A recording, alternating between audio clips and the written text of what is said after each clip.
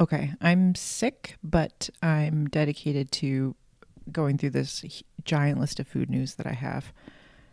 Top of the list is that Guy Fieri's leg exploded. I guess this happened a couple weeks ago at this point. His quad ripped open and he's in a wheelchair. I don't know. I saw this in the middle of the night. My sisters were over. I sent them a screenshot and fell asleep. They looked into it. I don't really, I'm going to assume that he's okay. Let's just check in. Well, I'm going on the news tab on my Google and there isn't anything really about this.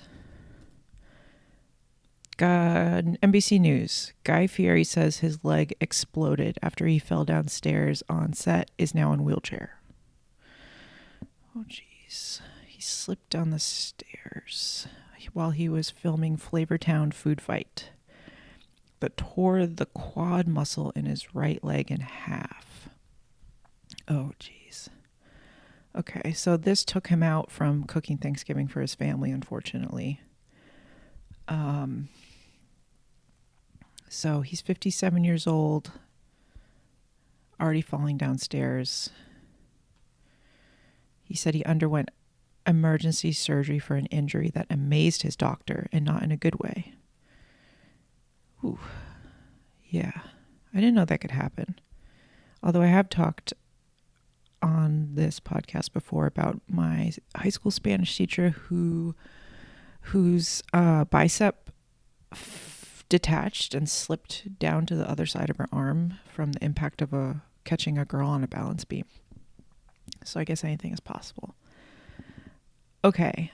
I want to give a quick update for the week of Christmas holiday, which I will be traveling for. I've pre-recorded a celebrity food log episode for you all, where I'm basically just reading people.com articles, and the episode is basically the equivalent of me printing out web articles and mailing them to your house. But I do think, if you are listening to this podcast, I guess you'll like it. I got some more Milk Street feedback. Brian and I think that Chris Kimball has a weird energy. Can't quite put our finger on what is going on there. I think it's less weird on TikTok, where it's just short clips of him. I think when you watch his real show, maybe there's more to discover. But I did get some feedback from one of my sisters that she thinks that the women on the show are the weird ones and that he selects strange women to be on the show. And I would agree with that. It does feel like a bizarro version of America's Test Kitchen show, where it's just like, it feels like a Tim and Eric casting, where they just like managed to find the most random people who, that's what it feels like. It was very PBS. Okay, next on my list of things to think about / food news. This is not food news, but I just want to let you guys know that my mother-in-law gave me a bag of pecans, which is sort of a common occurrence down here, I guess. People have pecan trees and they don't know what to do with them. And they will often bring giant bags of unshelled pecans to your house, which is kind of fun. I did bring a bag of unshelled pecans to my parents one Christmas. They were bewildered. But I think it's fun to shell nuts around Christmas. I think that's very festive. I got a bag of frozen shelled pecans, and I need to figure out something to do with them. Obviously, I'm thinking pecan pie. And I did see on TikTok a recipe that someone did of an older version of pecan pie, which is more of a custard base rather than a gloopy, corn syrupy sugar base, which might be interesting. I'm trying to imagine what that might taste like in my head. And I do like custard, so I think that would be nice. But I would also like to try something different. So I am taking suggestions. I am probably going to be using pecans in a shaved Brussels sprout salad that I make every year for Christmas. So that is another possibility, although I won't need an entire bag for that.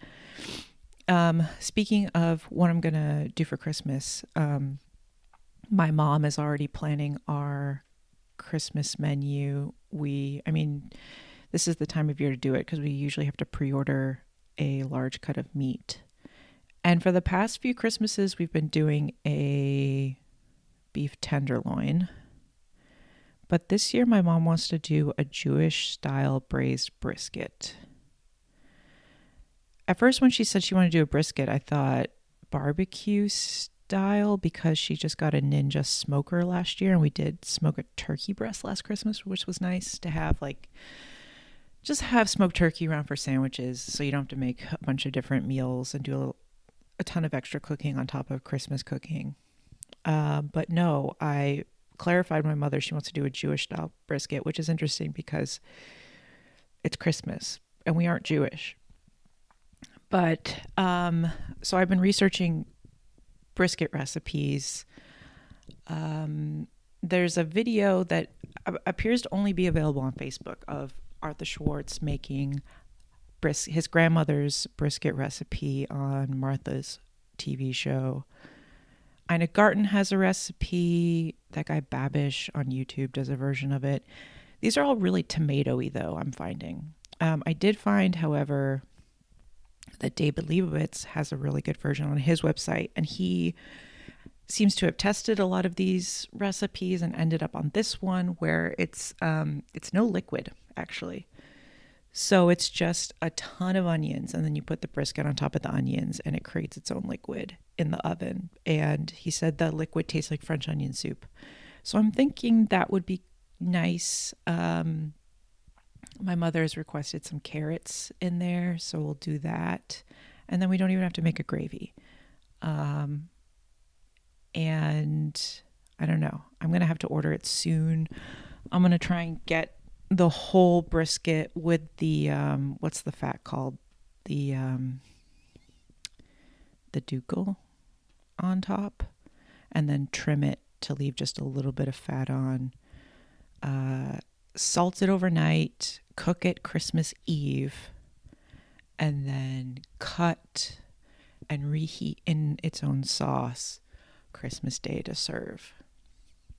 I think that'll be super easy and forgiving. I mean, with a beef tenderloin is easy in its own way, but there is a really huge risk of overcooking and it's such an expensive piece of meat that stresses me out, but Brian always handles it and he's really good at it.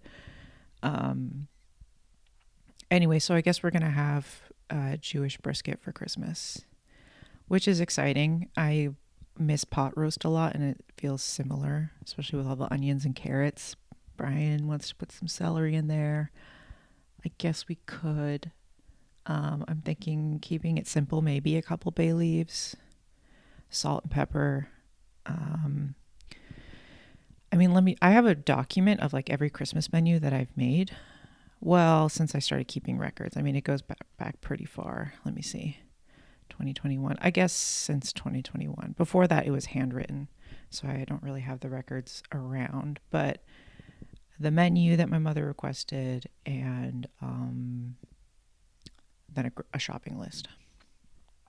So here's what I'm thinking for this year. Brisket, we're going to try and get it full with the decal, with the carrots and onions, mashed potatoes, sourdough dressing, green bean casserole, roasted squash, shaved Brussels salad, and a chocolate cream pie. And then we will have to do a breakfast casserole of some sort, like a custardy egg type thing with, I'm thinking, cheese and potatoes. So that's what's going on. And so I won't be updating. Let's see. I will be a little bit behind Christmas because I won't be recording, but I will update what I was eating that previous week. I'll just have to tack it on to the next episode. Okay, speaking of podcasts, I listened to the John Early episode of Off Menu, which I highly recommend. I'm a huge John Early fan, and I really appreciated his food choices, one of which was Thomas Keller's dry brine chicken, which I've heard about. And I mean, I guess it does inspire the way I make roast chicken, but I don't actually make a lot of roast chicken, and I would like to just try his method next time I roast a chicken. Super dry, tons of salt and pepper, and really that's it. What else did John really talk about? Oh, he recommended, or he requested on his menu. Sorry, and if you don't know what off menu is, it's where you create your dream menu at a restaurant. One of John Early's dream sides is Martha Stewart's mac and cheese, which, I mean, it seems good. It's on marthastewart.com, and I really appreciate that the photo of the mac and cheese is like a really ancient still from her making it in like the 90s. I don't know. It doesn't seem like there's anything particularly special about it. It very much feels like the macaroni and cheese that my mother made growing up in the oven, and it looks dry. And I don't know. I think maybe stovetop mac and cheese has ruined me. I want a wet mac and cheese. And I feel like a lot of these baked, bechamel based mac and cheeses are just dry as hell, and I'm not interested. And it's like, how many layers of cheese and calories are you loading into this? And then you're just eating dry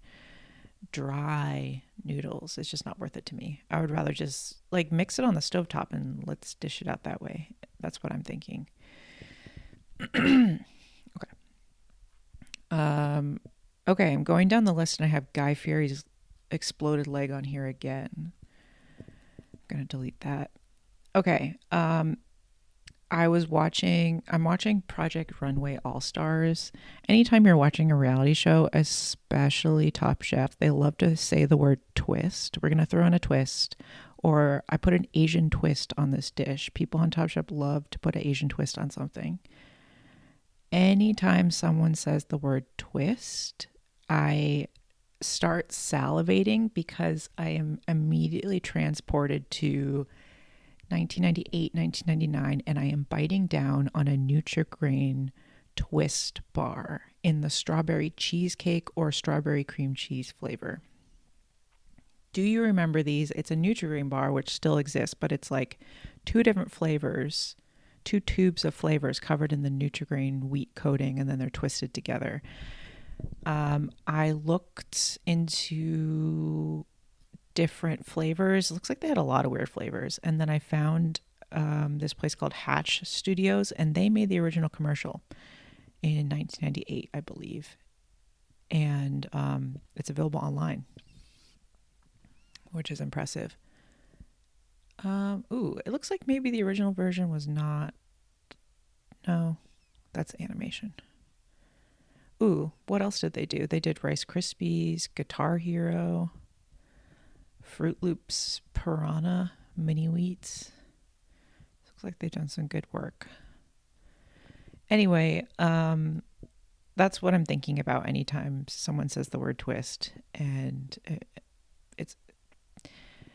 they should bring them back. They've brought back all kinds of products, 3D Doritos, all kinds of very visceral sensory products from the 90s, and I think twists should be next. Okay, a little more reality TV talk. Sir, Sexy Unique Restaurant, Lisa Vanderpump's incredible restaurant in West Hollywood. I mean, it's awful. I mean, I haven't been there, but I've been to Pump, which is now closed, and the food was a joke. I asked the order. I mean, it's a bar. I asked our server for an Amaro, and he did not know what I was talking about, which maybe that's my fault for asking for that at Pump. But if you're in a bar, I feel like you should know what Amaro is. Sorry, if you're working at a bar in a major city. Anyway, Vanderpump season 12 premiered with a whole new cast.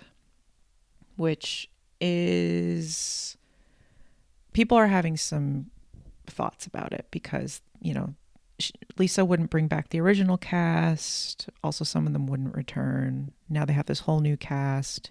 It's not the same, but they're all working in this restaurant together. It's chaotic. The only reason I'm going to continue watching it, I watched the season premiere. The only reason I'm going to continue is because Sexy Unique podcast about Sexy Unique Restaurant, Vanderpump Rules, their analysis of each episode or of this first episode was so funny that I'm going to have to keep watching the show so I can listen to the podcast. But what I did want to say is that one of the opening scenes of Vanderpump Rules season 12 is they zoom in, like drone sort of shot on Sir. It's awning outside of the restaurant, which is filthy. You would have thought like, oh, we're having our season premiere soon. Like, let's make sure we clean the awning and clean the sign of our restaurant.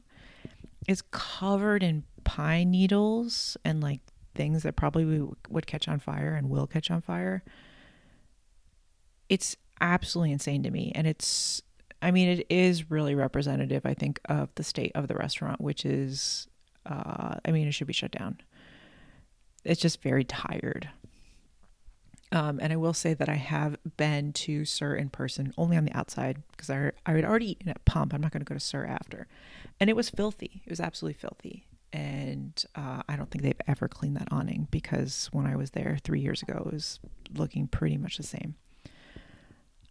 Okay. I'm going to switch it over to TikTok for a second and talk about an account called Notorious Foodie, who is the American Psycho of TikTok. It's this guy who probably drops anywhere from I don't know. I should actually calculate what he's spending, but like everything he's making is like Wagyu beef stroganoff. And people in the comments are like, what are you doing? He'll make something with the most expensive ingredients possible, even if it doesn't make sense to use those ingredients for that application.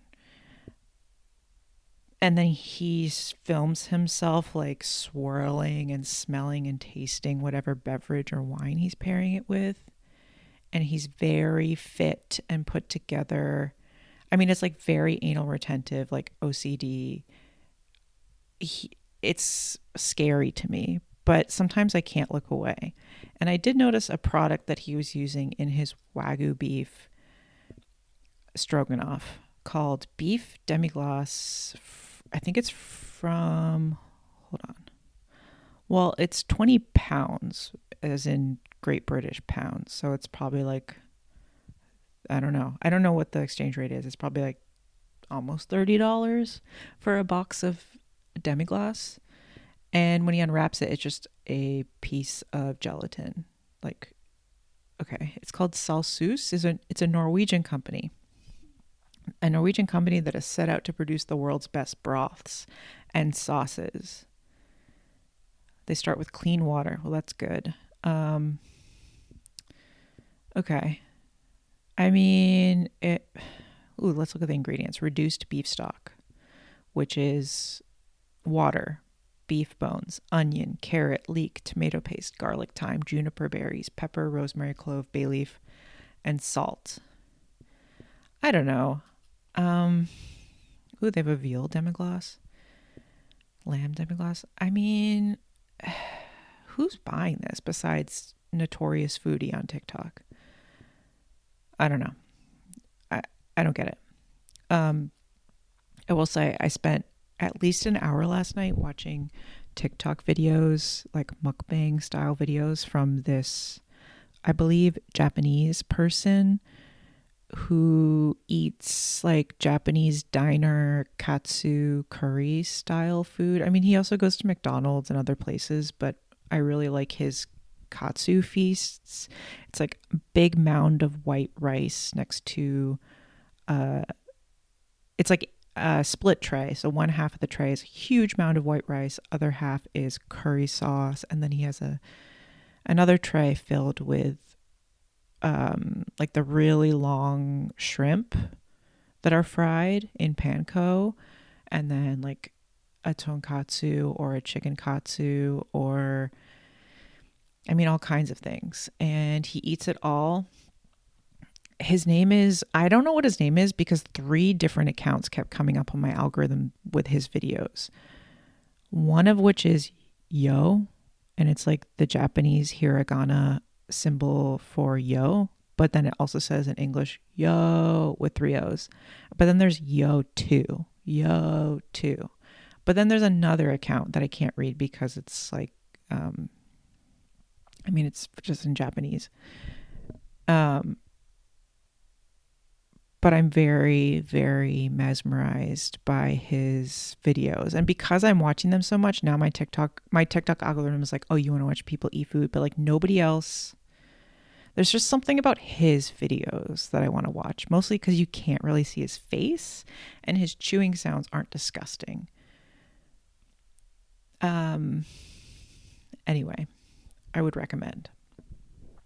Okay, next I want to talk about, I forgot to mention that I had dressing for Thanksgiving when I did my Thanksgiving report.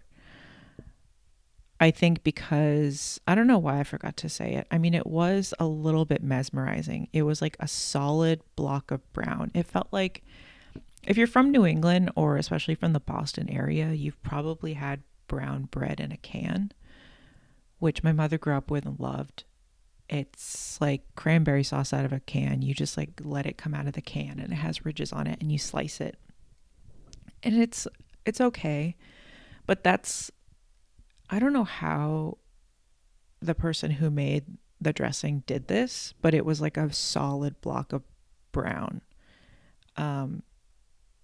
Anyway, dressing is my favorite part of Thanksgiving, so I was a little bit disappointed by that.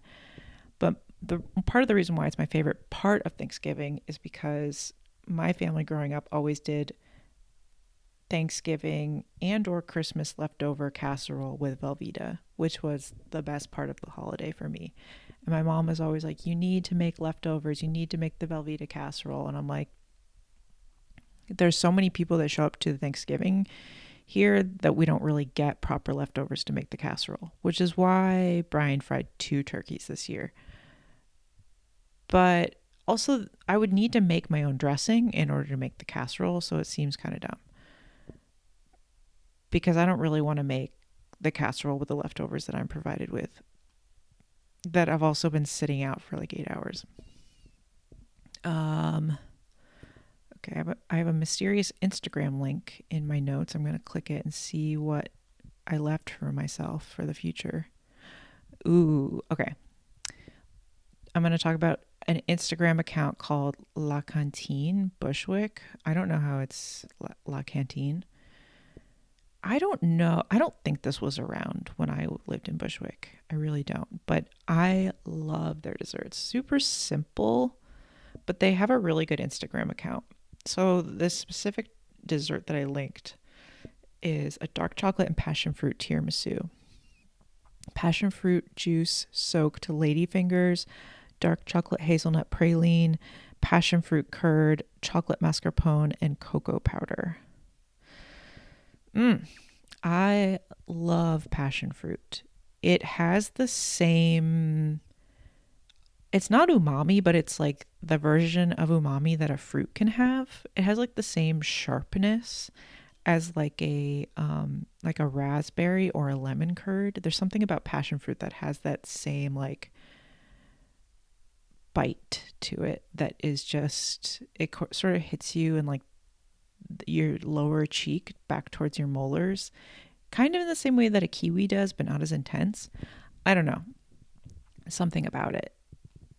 And I really wish that I had, I mean, I guess I could find passion fruit and make stuff out of it, but it definitely feels like a restaurant sourced ingredient, or like something you really only get in a restaurant. But anyway, they have a lot of amazing desserts, and I'm not signed in on my browser, so I'm going to not be able to like click through on these Instagram posts, which is so annoying. But I guess they also post savory foods, but their desserts are just so pretty. They just do little cupcakes with cherries on them, And then just like huge fluffy mounds of, and I can't click on it because I'm not signed in. I hate that. Okay. All right. Ooh, speaking of Thanksgiving, I wanted to further debrief my pie crust debacle. I mean, it was a good pie crust, but I did some more research because it was bugging me. I was like, why? I mean, I know why my pie crust shrank, but like, what can I do to prevent that from happening? So, Serious Eats, I'm always leaning on them because they're doing thorough research and testing. Stella Parks has a really good article called How to Blind Bake a Pie Crust. She recommends using sugar as as like a pie weight instead of anything else, which I think is fun because then you have toasted sugar. So what I did was I made pie dough and then I chilled it for like 3 days because you need to chill it beforehand typically. And then I rolled it out and then I froze it before baking it off. I froze it for like maybe 45 minutes. So, what Stella recommends doing is skipping the chilling your dough step. Make the dough, roll it out, and then freeze it for longer, and then bake it. And she recommends the low and slow method of blind baking, like Nancy Silverton or Wolfgang Puck recommends and have recommended for decades at this point, instead of the hot and fast method that I used. So I thought those were really helpful thoughts, and I'm going to employ them the next time I make a pie, which will be next year. Actually, I mean, planning on making a pie for Christmas, but it's going to be a gluten-free Oreo crust, I believe, so that's not really going to apply. Although I would like to make a chicken pot pie this winter, so maybe that'll come in handy. And then with the crimps, like the crimps themselves, I really needed to over exaggerate them to compensate for the baking. It's going to shrink regardless. So I did see a video on Instagram from Bolted Bread of how they crimp their pies, which have a very exaggerated crimp. And it is clownish the way their crimps look before baking. And I'm like, okay, I needed to make them way more exaggerated. And after they crimp them, they do an additional fold. So like the indentation, they fold it down to like lock it in. So that's a tip for myself moving forward. Okay. Almost done with this list. Tasted a can of sunshine flavored LaCroix, which I picked up at a Whole Foods in Durham. And I think it tastes like Skittles. Brian agreed. He said it also tasted like another drink, but he couldn't figure out what it was. Okay. TikTok, New York Times cooking TikTok account posts. I saw a video from them last night from Mache, or is it Chez Ma Tante? It's a restaurant in Greenpoint, I think. Is it Mache Tante? I don't remember the name exactly, but they have a really crispy pancake that they make that they fry it in clarified butter, and it looks like my dream pancake. I don't know if there's a recipe. They didn't share a recipe in the video itself, but I would think that if it's New York Times Cooking, they're going to be sharing a recipe, right? So I do need to look into that because it looked amazing. Let's see. And I do want to shout out again a listener who sent me an Instagram reel video. I'm not really into Instagram reels. I just don't spend a lot of time on Instagram because most of my time is devoted to TikTok these days. There was a time briefly where TikTok quote unquote died, and if you deleted the app, you couldn't get it back. So Brian had to go down Instagram reels, and there was some weird stuff on there, but I'm just going to shout her out. Miranda Winter sent me a video about the concept of having 8 grandfathers, and you had to choose which grandfather you wanted to go visit or spend the holiday with, and they had like different trays of food depending on what state they were from. And I think it was really scary, but I am kind of obsessed with the concept of having 8 grandfathers, which I think is possible. I think there are a couple ways that this could happen. And I did map one out. So, okay. So if your parents are both raised by a pair of men, that would give you 4 grandfathers. And then if all of those grandfathers remarried another man, that would give you 8 grandfathers. So it's definitely possible. I do, related to algorithms, and I guess I've been talking about this for almost 10 years at this point and haven't done anything about it. I would love to create a service or be able to use a service that allows you to experience someone else's algorithm. Originally, this was for YouTube when I was at Numero and I had to hunt down music. I always thought, I wish I could go on someone else's algorithm and be fed different types of things. I mean, I guess you could just create multiple accounts and do that. But the same goes for TikTok. Like, I want to experience someone else's TikTok algorithm. I feel like mine is polluted from, I mean, I'm only sharing TikTok videos with 2 people and we just send each other the same videos back and forth. And I just think there's another world out there where I have a totally different TikTok algorithm. But that's also something I could change myself. Okay, so let's get into what I ate. December 1st, 2025, it was a Monday. 10 a.m. Joe Van Gogh coffee with cream made at home. 11:30 a.m. Brown cow cream top maple yogurt with honey granola.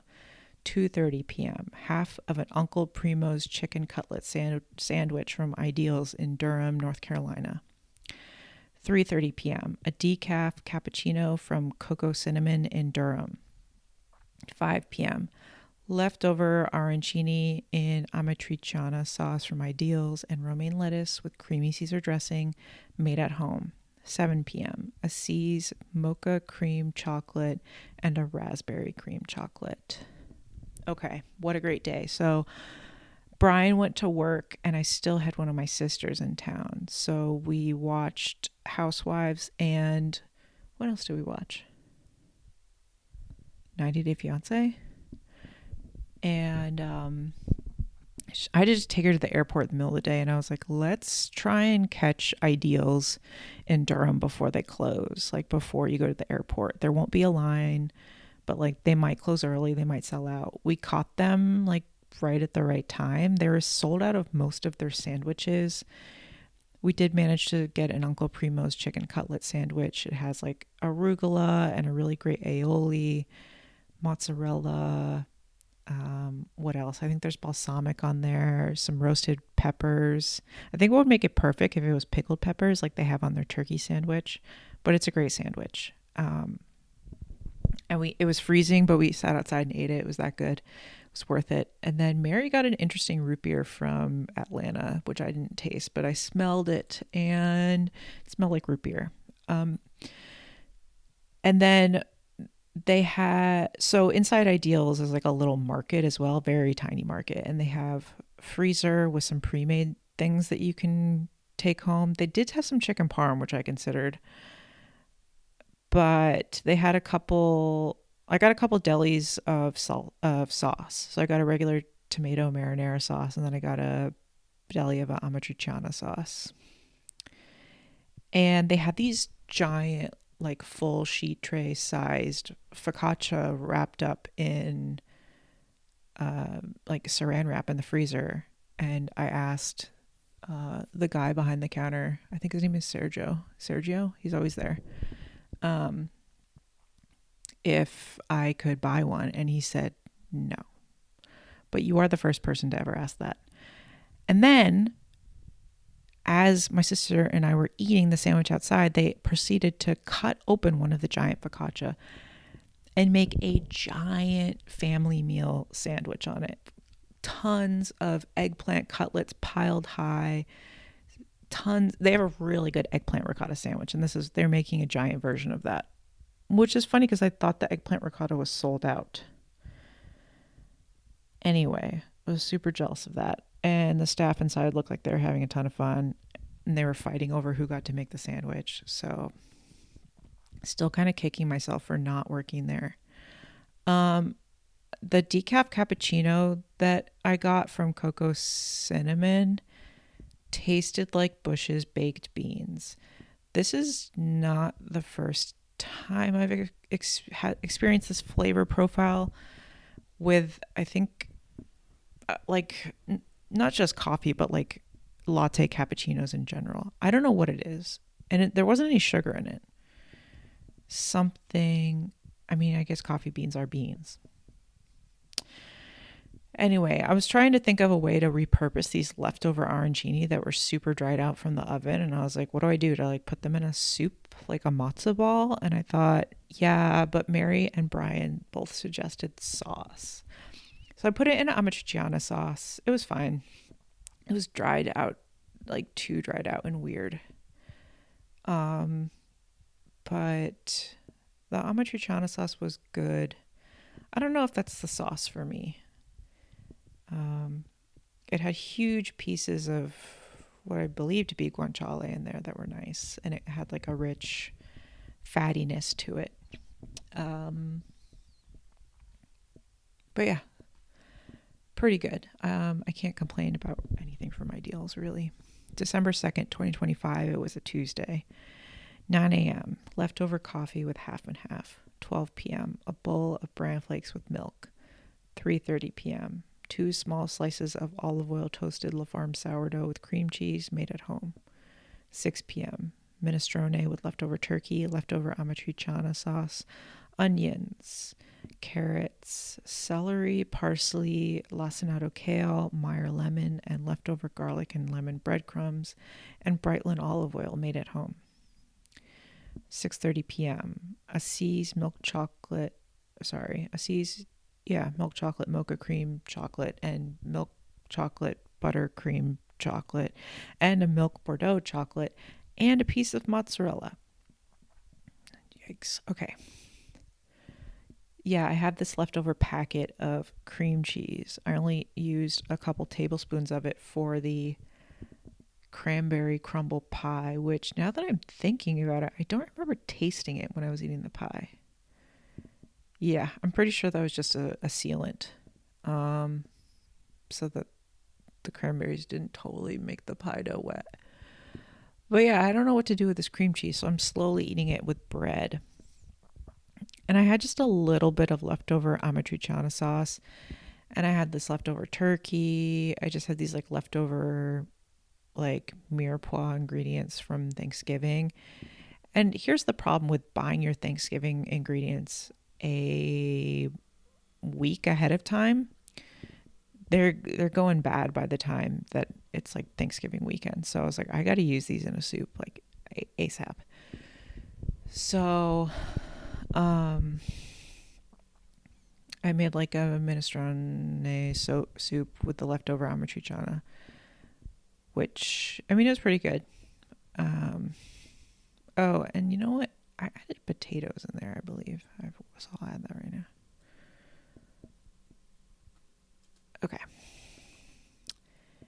And I ate chocolates at night.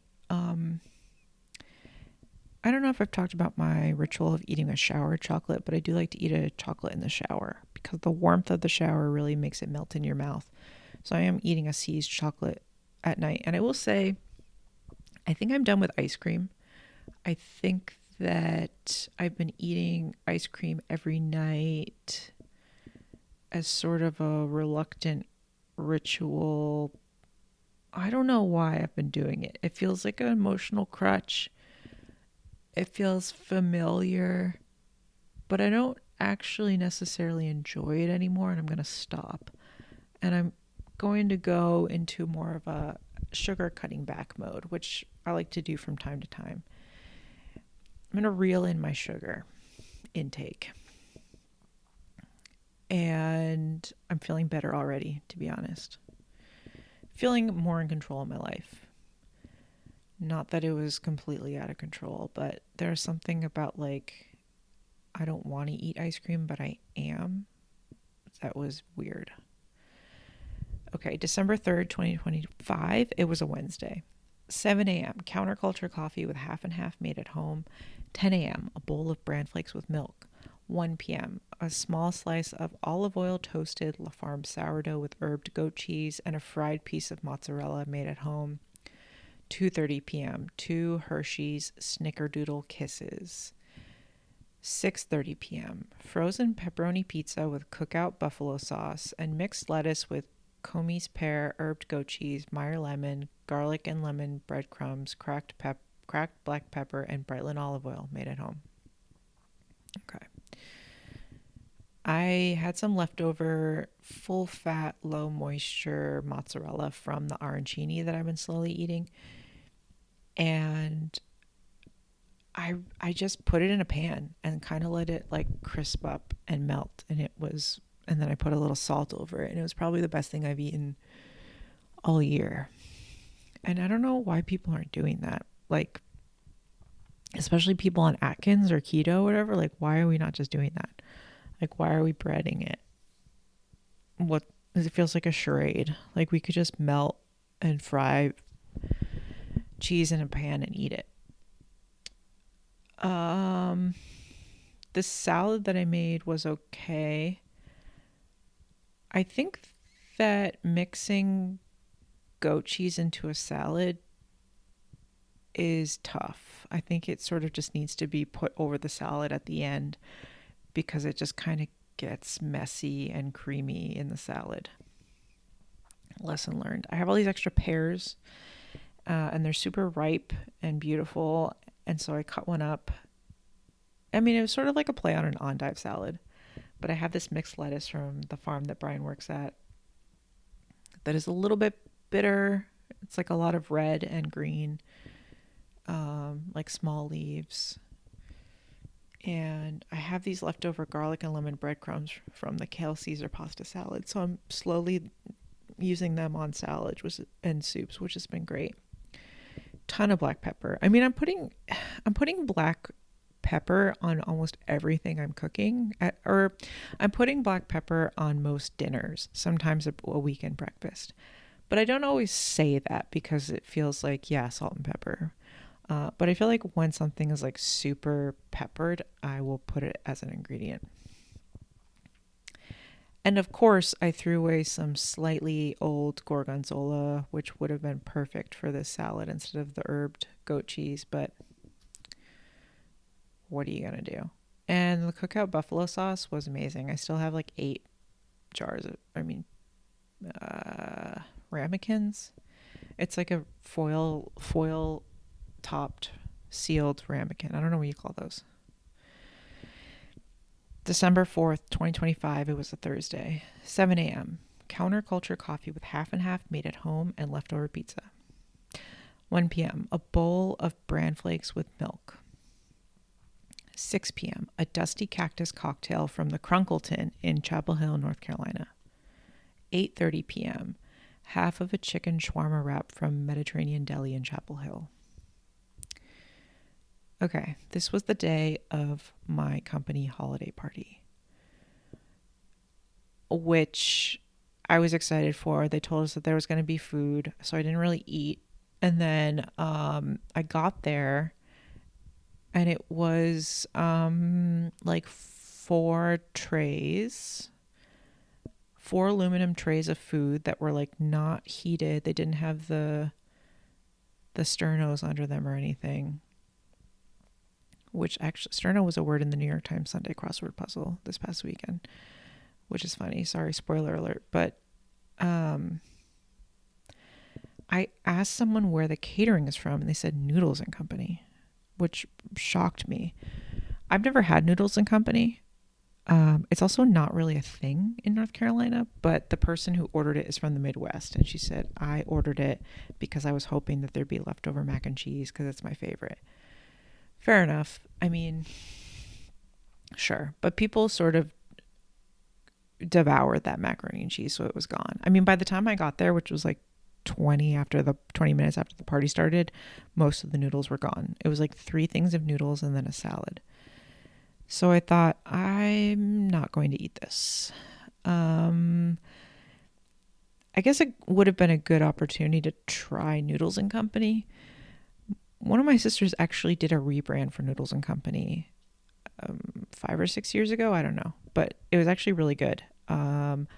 They applied her rebrand in, I don't know, a handful of their restaurants in the Midwest, but all in all, they did not fully rebrand, which is a huge disappointment because she made really amazing, like, noodle and pasta shaped patterns for their walls. So that was a tragedy. Anyway, I drank a dusty cactus cocktail.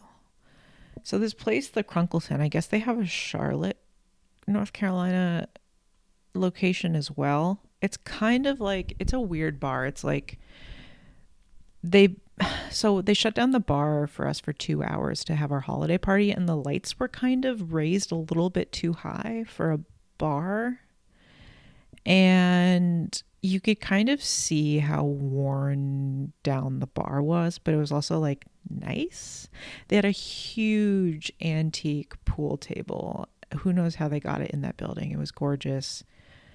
The floors needed to be refinished. It was like a really thin hardwood, thin as in like skinny strips of wood. It was nice.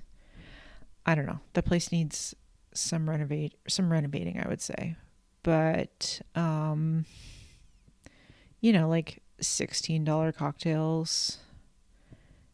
I guess that's the norm these days. And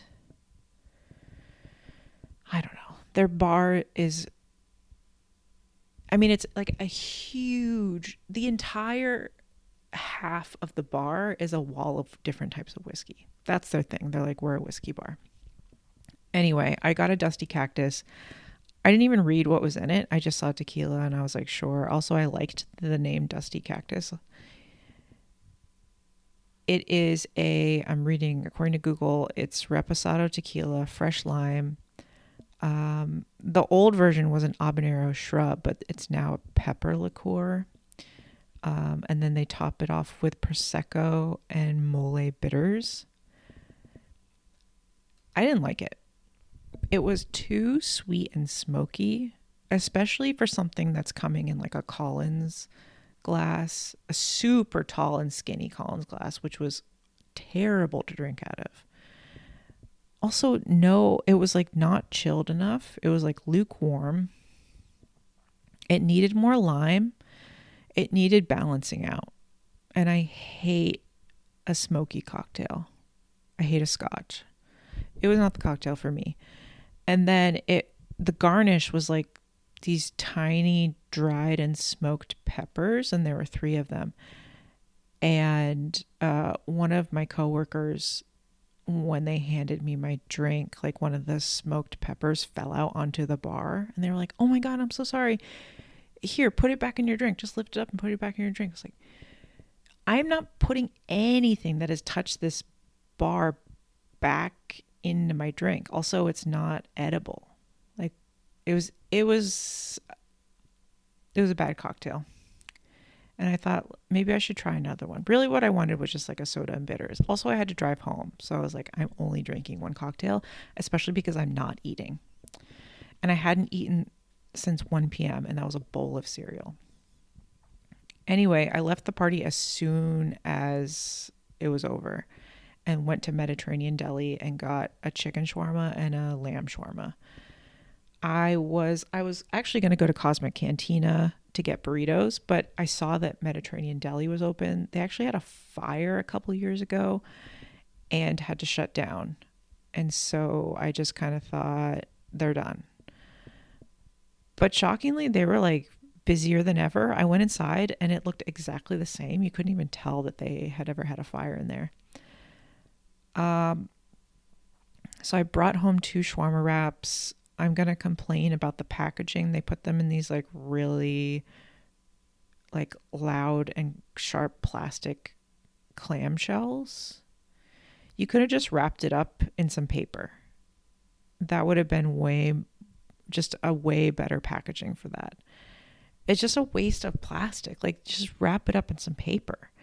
And then what I should have done is I should have gone to, they have like a sauce and pepper and accoutrement bar. And I should have gone there and gotten some things to put on it. But anyway, the chicken shawarma was incredible. It was greasy as hell and garlicky as hell. And I mean, Brian won't stop talking about it. He's like, when are we going to go back? Something about the intensity of the garlic made me realize that hot dogs are garlic flavored. And I don't know why this has never really occurred to me, but sometimes Brian will eat a garlic clove for health or whatever. And I mean, I believe that, but he's just like swallowing, or I guess he's like biting down and swallowing a garlic clove. And then he'll go near me and I'm like, you smell like hot dogs, get away from me. And it's because he's eating garlic. The amount of garlic that was on this chicken shawarma wrap, I could not brush it out of my mouth. My mouth was like intensely garlic flavored for 2 days after that. And then I ate garlic water crackers, which I'll get to, and that made it even worse. And I mean, it's like seeping out of my pores and I'm like, I smell like hot dogs, but I just smell like garlic. And I guess it's been slowly occurring to me that garlics are hot dog flavored, especially when I looked up the difference between a knockwurst and a bratwurst. I was like, oh, or the Wikipedia for knockwurst said it's garlic flavored. And I said, oh, why did that not occur to me? Oh, I forgot to mention,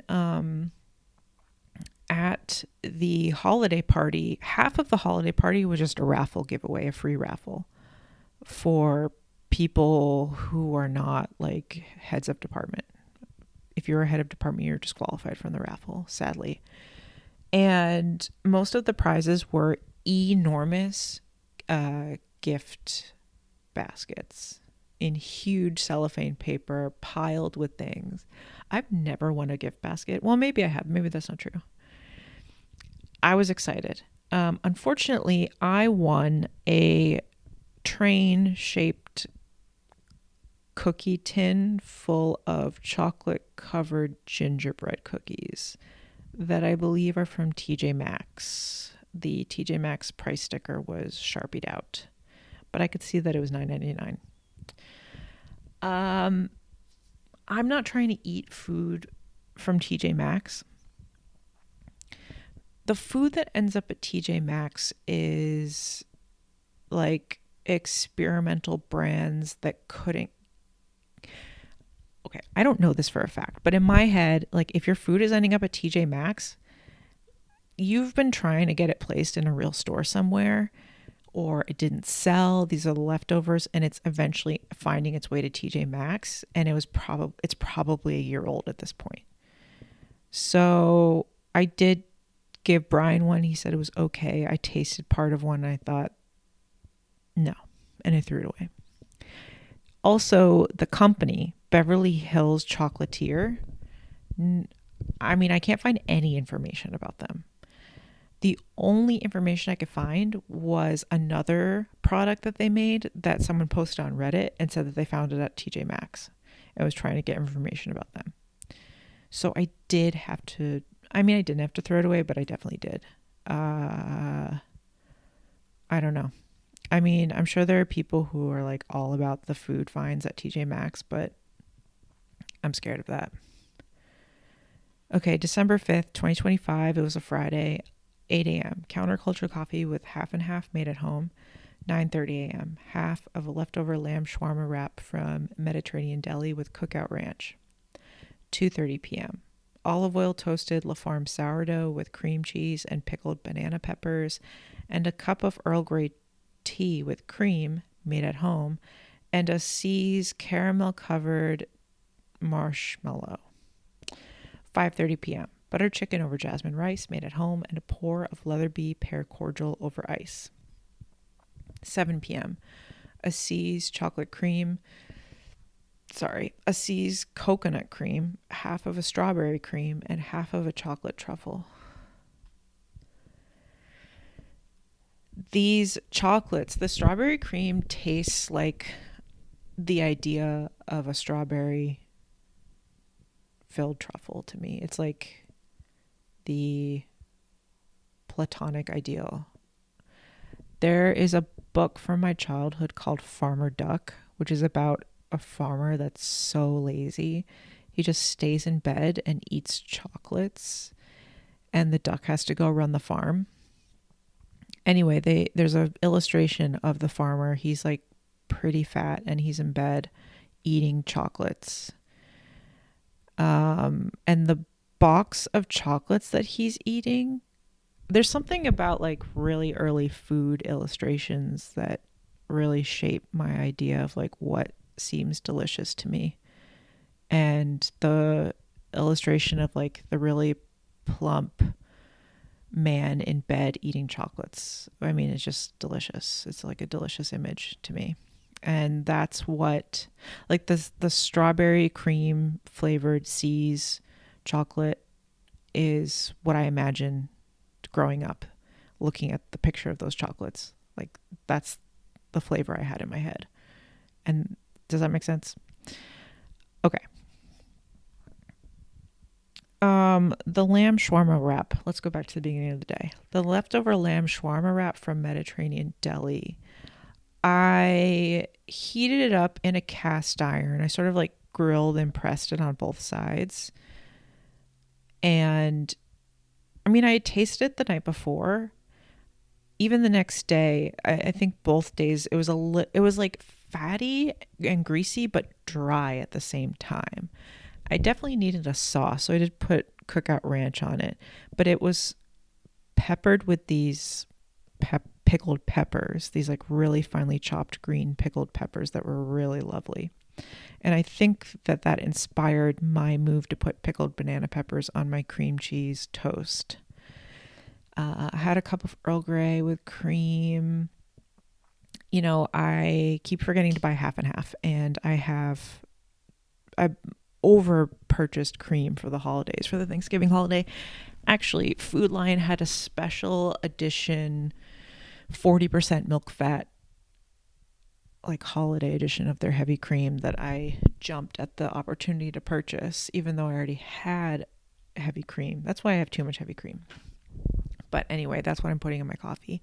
Although I don't like it as much as half and half. I think half and half tastes better. I have milk. I could mix it, but I'm not going to. Although, I don't know. Maybe I should. This C's caramel covered marshmallow. Mary, my sister, when she brought the 2-pound box of C's chocolates, which I'm almost done with, but I'm sort of rationing them at this point, both because I need to cut back on my sugar and because I just want to savor them for as long as possible. She also brought these sort of hand wrapped in these like wax paper wrapped caramel covered marshmallows, and I forgot about them, and I finally tried one, and I looked it up, and I think it's the inside of their milk Scotchmallow bars. So their Scotchmallow is, oh wait, maybe it is a Scotchmallow. Okay, because it says your favorite Scotchmallow, now a milk chocolate candy bar. Honey marshmallow and vanilla caramel glazed in smooth milk chocolate. Okay, so it's a Scotch mallow. The texture is amazing. The caramel, I mean, it's like a little bit old at this point, so the caramel is like a little bit hard, but still chewy and soft. And then you bite in, and like the marshmallow is just like nothing. It's like nothing. And I was entranced. But then the flavor of the marshmallow hit me, which is honey flavor. And something about honey flavor is disgusting to me. I don't know what it is. Because I like the idea of honey and I appreciate honey, but honey flavor, I don't know. I think it's maybe because honey is just like too sweet. It's just straight sugar. And that is awful in my mind. Brian really wanted to buy persimmons when we were at the grocery store. and they're finally soft enough to eat, and Brian ate them over the weekend, and I can't eat them because they're sort of like just like a straight up sugar taste, a little bit floral, kind of like honey. And I don't know. Like, I know that was probably amazing to people in like the year 1800, when it was like, when sugar was so rare to like pull something off of a tree and have it taste like that. But I think in my world where I have such access to sugar, it's like actually disgusting. And actually, now that I'm limiting myself to 1.5 chocolates a night, and that's my only sugar intake for the day, it tastes so much better and is so much more amazing than when I'm just eating treats all the time. Okay.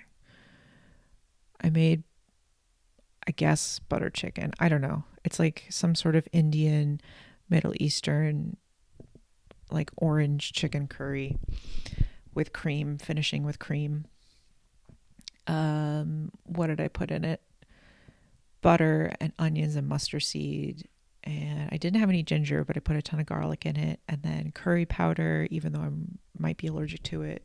I mean, I'm willing to risk it. And then I bought that chicken shawarma spice mix from Sasul, and I put some of that in there, which sort of threw off the flavor. It definitely leaned it more into like Middle Eastern, like non-Indian territory, but I didn't hate it. The spice mixture is pretty garlic and paprika forward, I would say, which I don't typically add paprika to my curries, but it was good. What else did I put in it? No, I think I just did butter chicken over rice. It was Friday, and I was like, I should do vegetables, but I'm not going to. I'm trying to think if I added anything else that was interesting. No, like tomato and cream, yogurt, obviously, chicken. I added a lot of Kashmiri.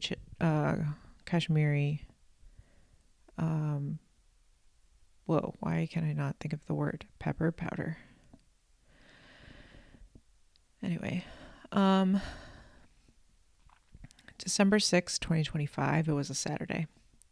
9 a.m., counterculture coffee with half and half, scrambled eggs with chives, and Welshire Farms bacon made at home. 2:30 p.m., half of a Thai chicken wrap and half of a slice of key lime pie from Foster's Market in Durham, North Carolina.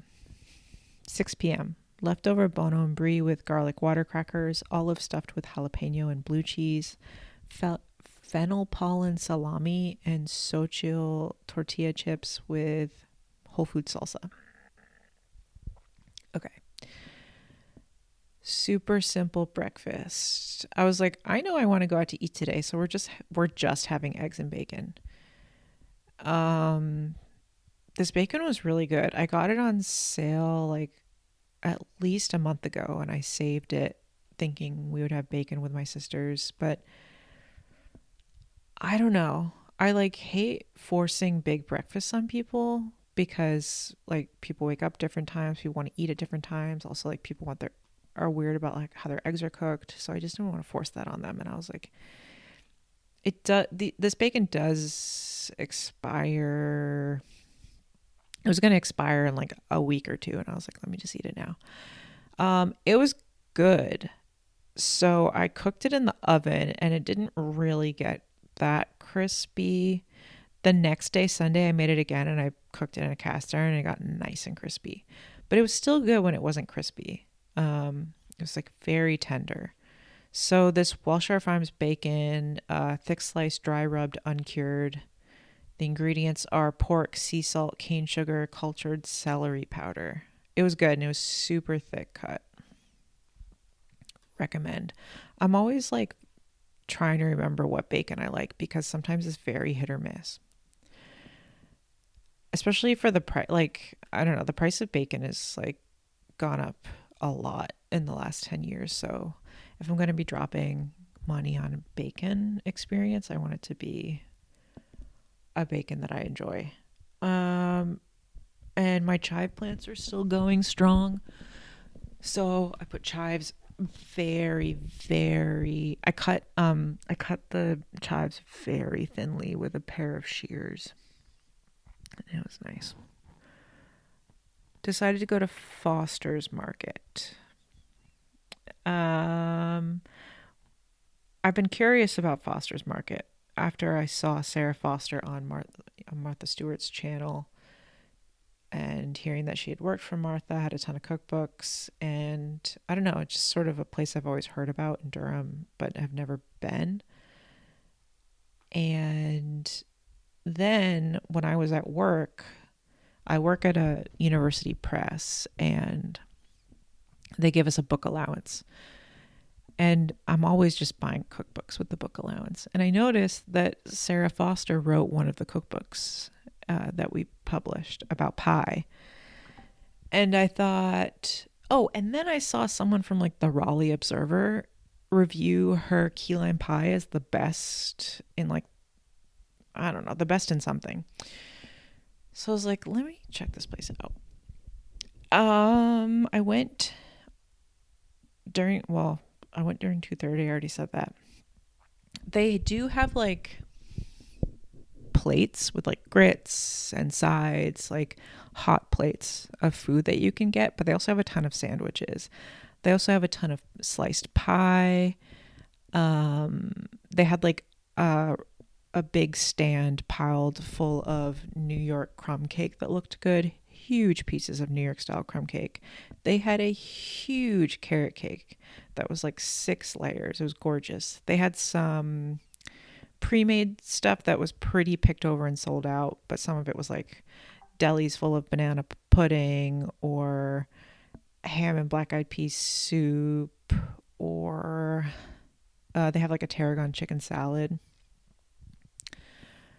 And then they have like a store section, which I'm gonna write her a letter and tell her that, you know, I've never done this. I mean, I did work in a vintage store where I did buy vintage clothing for like 2-3 years, but I've never really done food merchandising. But like, bring me in there to help you out, because it was like Stonewall kitchen products and like other strange things that nobody really wants.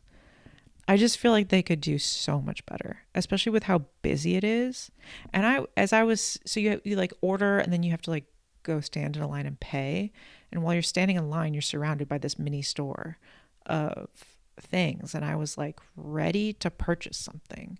It's the holiday season. I'm out in Durham. Like I was like, ooh, let me buy some things to bring home or like bring to my family for Christmas. Nothing worth spending money on. But there could be things there worth spending money on. So I'm pitching my services. Anyway, Brian and I ordered a Thai chicken wrap and a grilled turkey club and a slice of key lime pie.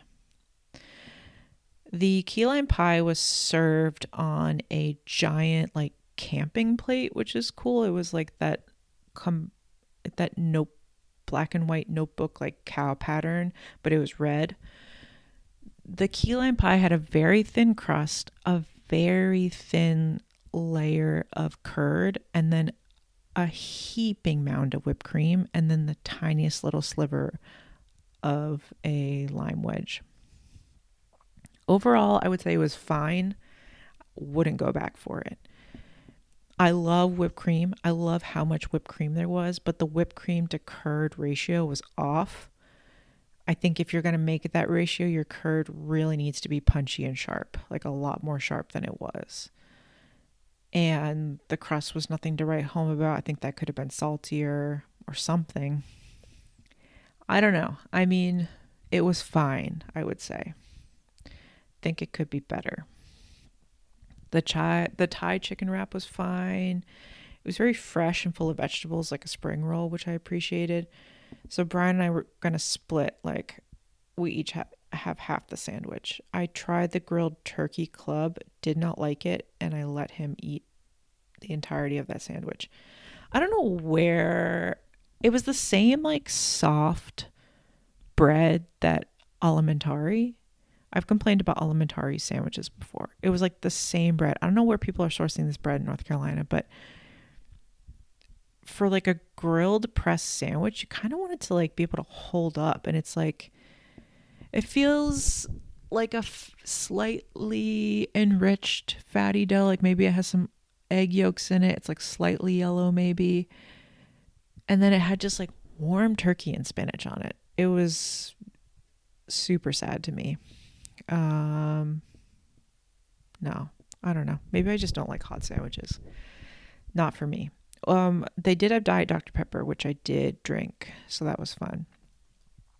I would say overall, I mean, I think they're known for their breakfast, which I didn't try. And they have a really good patio deck situation, picnic tables all over the place. I would go back and maybe try different things. That's what I would say. Okay. Let's see. I had, after that, I had like a weird mix of things for dinner. So I forgot how good So-Chill tortilla chips are. And we got some Whole Food salsa, which was 50% off. Eat it that day. It was super garlicky, plus the garlic water crackers. Plus, I already had the garlic residue from the chicken shawarma in my mouth. So things were out of control. Had a couple olives. One of them was filled with jalapeno. One was filled with blue cheese. This fennel pollen salami, I actually bought it when we were doing our Thanksgiving shopping for my sisters, and I forgot about it because it sort of rolled into the back of the fridge and I forgot. Delicious. Really love it. Really good salami. I wonder if I can find the brand name. I got it at Whole Foods. Brian picked it out.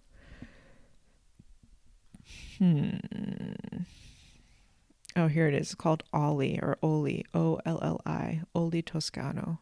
Fennel pollen salami. Yeah, it was good.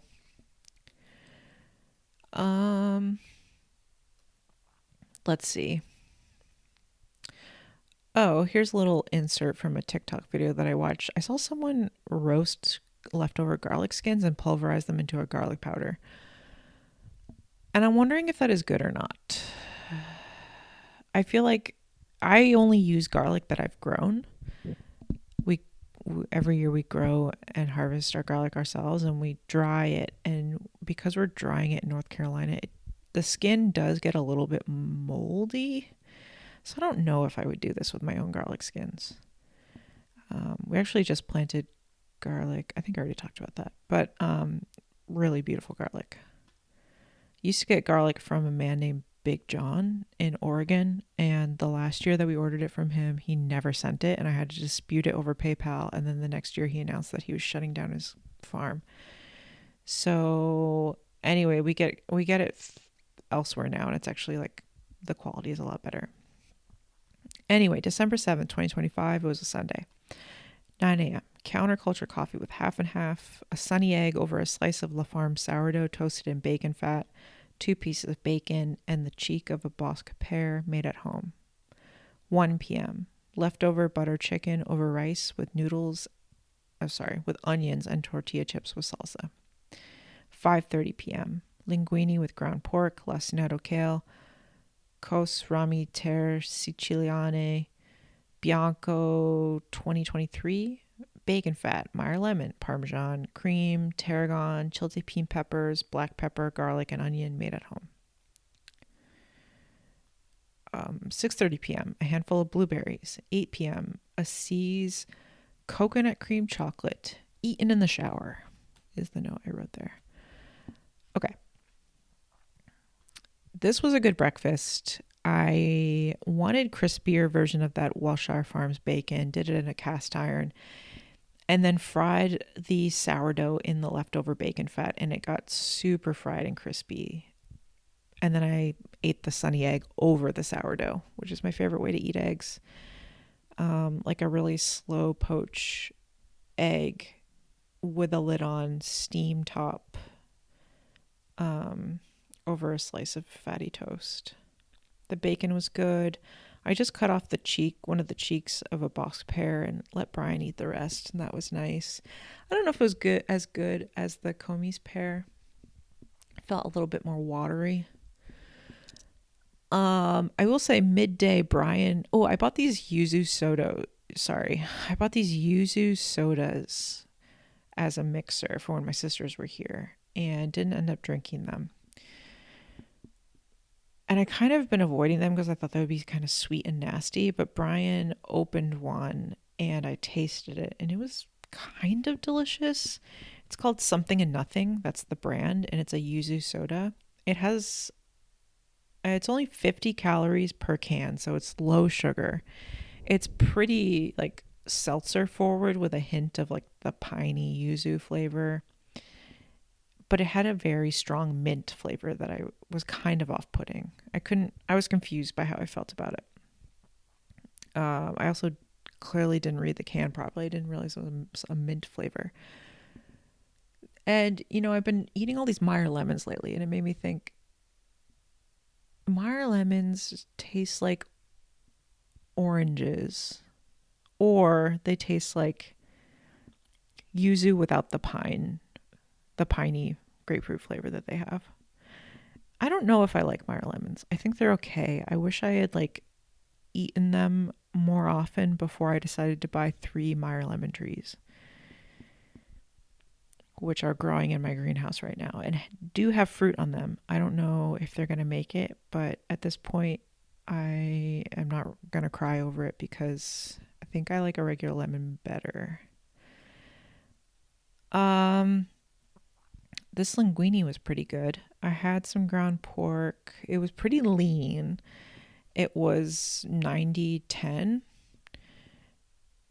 And it just was not browning properly. And I added bacon fat to it. I added some olive oil, some butter to try and just get some browning on it, and it wouldn't brown. It was just sticking. And I flavored it with some Meyer lemon zest, chiltepin peppers, ton of black pepper, garlic and onion, tarragon. And then I deglazed it with this wine that I don't know if I like wine anymore. It's technically an orange wine, but it didn't look orange at all. Brian said it tasted like an orange wine, but wasn't quite sure what he meant by that. It was aged in stainless steel, which I think, they say that aging liquids or foods in stainless steel doesn't impart a flavor, which, I don't know if I can argue with them on that because it probably doesn't, but it's I can taste the coldness of the metal, if that makes sense. I can taste the lack of depth. I think it's the absence of the traditional aging in wood that I can taste. And it makes me feel sad. And I've taste tested side by side wines aged in stainless steel or aged in wood. And it's like a warmth versus a coldness. Anyway, this wine, I don't know how to say it, Cos or COS, Rami, Skin Contact, Terre Siciliane, IGP 2023, exotic, floral, toasted almond, grapefruit oil, honey, herbs, tobacco, dusty flowers, ginger spiced apples, minerality, long finish, subtle tannins, sunshine in a bottle. Sourced from their estate vineyards in Fontane and Bastonaca in the Vittoria region. Vines average 12 years of age. It is 50% Inzolia and 50% Grecanico. Style, skin contact / orange. Farming / cellar. Certified organic, practicing biodynamic, hand-picked ambient yeast made in concrete. 7 to 10 day maceration. 8 months aging in concrete. 3 months bottle. Pairing, Boulder cheeses, Sicilian swordfish, veal, marsala. Sounds great. That's interesting that this is actually saying 8 months aging in concrete, because another website that this wine is listed on says that it's aged in stainless steel. So I don't know. I'm not sure what the truth is with this. It's okay.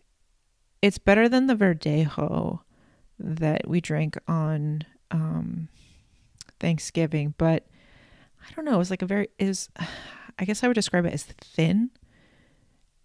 and thin and sort of salty.